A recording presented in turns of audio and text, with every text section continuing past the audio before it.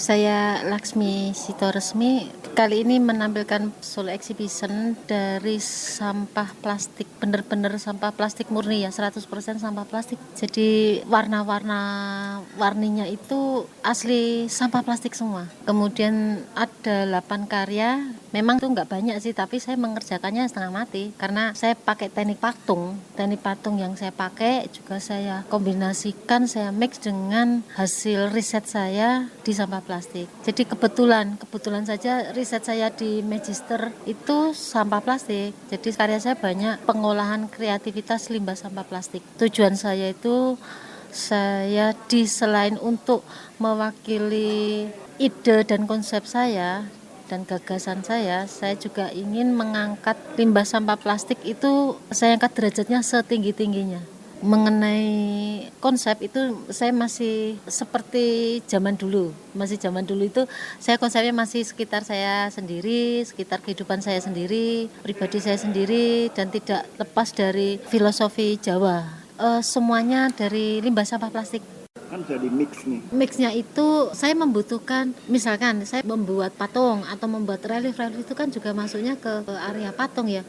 Otomatis kan saya harus membuat model. Jadi saya harus membutuhkan itu. Nanti masalah mau diisi plastiknya itu berupa lelehan, cacahan, atau mau dicampur resin, itu kan masalah segi teknik. Intinya itu sampah plastik semua.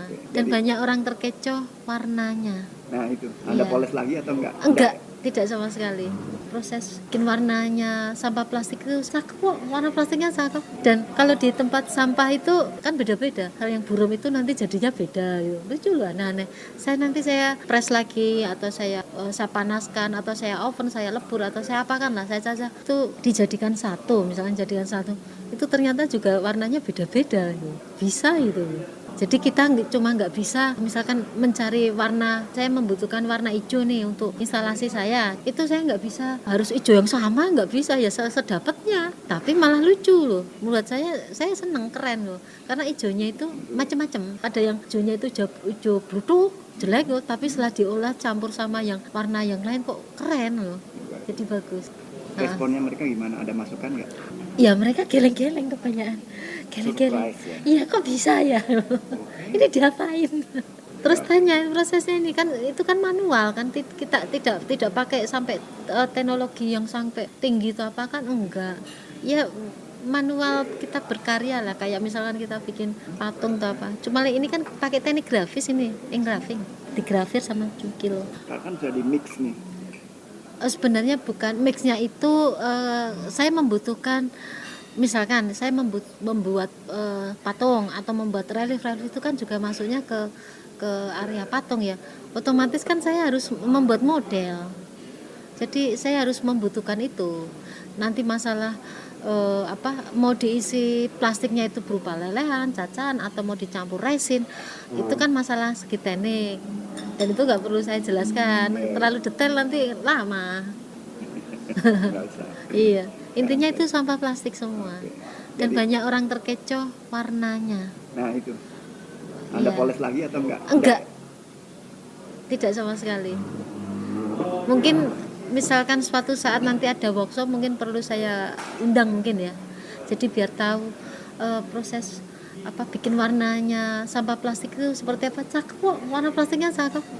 Dan kalau di tempat sampah itu saya nggak tahu itu berapa perusahaan yang mengeluarkan warna-warna yang kan beda-beda. Ada yang misalnya yang buram itu nanti jadinya beda gitu. Lucu loh, aneh-aneh.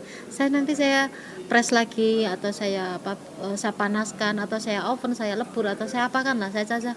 Itu dijadikan satu, misalkan jadikan satu, itu ternyata juga warnanya beda-beda gitu. Bisa gitu. Jadi kita cuma nggak bisa misalkan mencari warna, misalnya kayak kemarin saya membutuhkan warna hijau nih untuk instalasi saya di Museum OHD yang 4 meter itu saya nggak bisa harus hijau yang sama, nggak bisa ya sedapatnya. Tapi malah lucu loh. Menurut saya seneng, keren loh. Karena hijaunya itu Baru, macam-macam. warna baru. Jadi ada yang hijaunya itu hijau brutuk, jelek loh. Tapi setelah diolah campur sama yang warna yang lain kok keren loh. Bagus loh. Jadi bagus. Ini sentuhan tangan seniman. Ya sebenarnya kayak kurang kerjaan ya. Katanya. Menggeluti. Kalau benar-benar serius itu 2018 saya serius dan masih, nah ini saya juga heran. Saya mengeluarkan karya sampah plastik itu awal saya keluarkan itu berupa karya patung. Itu masih dinyinyirin. Sering misalnya ada yang peminat seni gitu. Wih, ini keren ini kok warnanya bagus ini gini. Terus setelah tanya dari apa? Sampah plastik. Wah, udah langsung mundur itu. Aduh, nggak jijik itu. Ya kan dibersihin. Jadi Indonesia itu masih gitu. Dan kebetulan juga justru yang menghargai proses kreatif saya itu malah peminatnya itu dari luar. Australia paling care dengan sampah plastik. Ya, saya selaku pengamat dari karya-karya yang dipamerkan Mbak Laksmi ini menggunakan media dari plastik yang dia ambil sendiri lalu dia olah. Saya kira menarik dan saya paham dia pernah belajar di Kriya pada awal kuliah kan. Jadi mungkin ya masih selaras dengan dasar pendidikannya juga gitu. Jadi dia sebelum menekuni media lukis kan dia pernah belajar di Kriya kayak gini. Sehingga ya ini udah memang menyatu lah kayak gitu. Terkait dengan materi yang digunakan, limbah plastik, pendapat Kang Jajang gimana nih? Namanya sampah dianggap hal yang kotor. Sebetulnya limbah itu kan ya karena kita tidak membutuhkan kan. Ketika ngomongin limbah itu berarti barang itu nggak dibutuhkan gitu. Sebetulnya ya bukan limbah, itu adalah bahan media ya. Ya orang-orang yang kreatif yang bisa membuat sesuatu dari bahan yang memang banyak orang tidak dibutuhkan, dibuang kayak gitu. Lalu kreativitas itu kan ya dari hal-hal yang seperti itu gitu. Muncul ya banyak alasan untuk membuat sesuatu ya. Mungkin karena bahan yang lain mahal, bisa jadi kan karena semacam cat itu juga mungkin memiliki kandungan yang berbahaya kayak gitu ya, sama-sama gitu. Cuman saya kira ini kalau Mbak Laksmi sendiri bisa menciptakan bahan untuk berkarya itu dari plastik, wah itu lebih luar biasa ya kira gitu ya. Ini kreativitas yang memang bisa muncul ketika dalam situasi yang mungkin dia pengen membutuhkan pencerahan gitu, menggunakan hal yang baru. Seniman memiliki ciri khas sendiri, cara sendiri gitu untuk menampilkan supaya lebih artistik itu atau lebih bermakna itu seperti apa, saya kira gitu. Saya M. Agus Burhan dari ISI Yogyakarta, mempunyai respect yang luar biasa dengan artis kita, pelukis dan seniman kita Lasmi Sitoresmi yang pada saat ini membuat pameran tunggal di hotel ini. Ya. Ini merupakan eksplorasi karyanya dengan media baru, recycle dari limbah-limbah plastik yang sudah dicoba dalam studi di Pasca Sarjana ISI Yogyakarta. Nah, dari hasil studi itu kemudian diteruskan dengan karya-karya yang terus dieksplorasi, kemudian sekarang diluncurkan ke publik. Saya kira ini merupakan satu inovasi yang sangat bermakna, ya.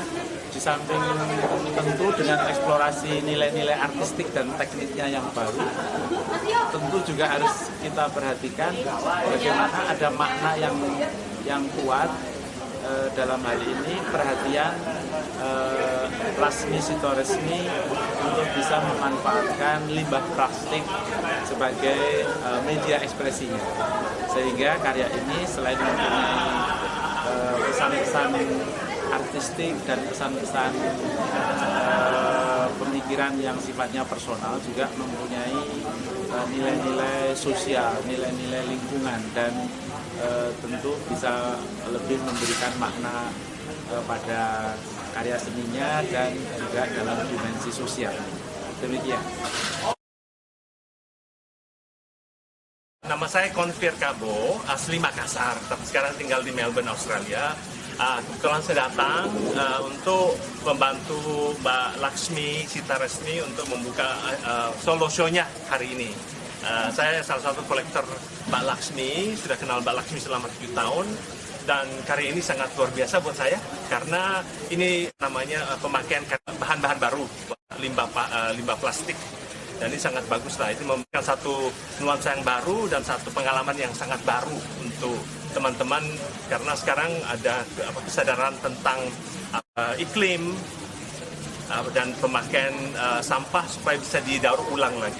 Ini luar biasa buat saya dan congratulations Mbak Laksmi, sangat luar biasa. Terima kasih.